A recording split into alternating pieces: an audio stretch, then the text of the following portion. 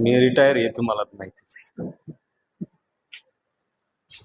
Retire होण्यात 10 वर्ष झाली, तरी पण तुम्ही लोकांनी जे आमची आठवण ठेवली त्याबद्दल मी आपलं हार्दिक हार्दिक अभिनंदन करतो.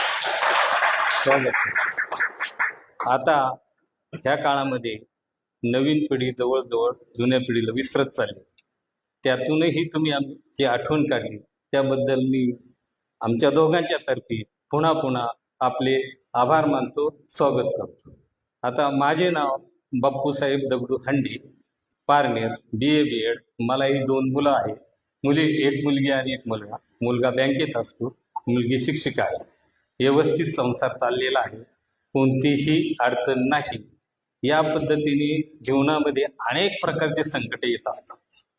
त्या संकटाला सामोरं जात जात आपला मार्ग पुढे पुढे न्यायचा असतो.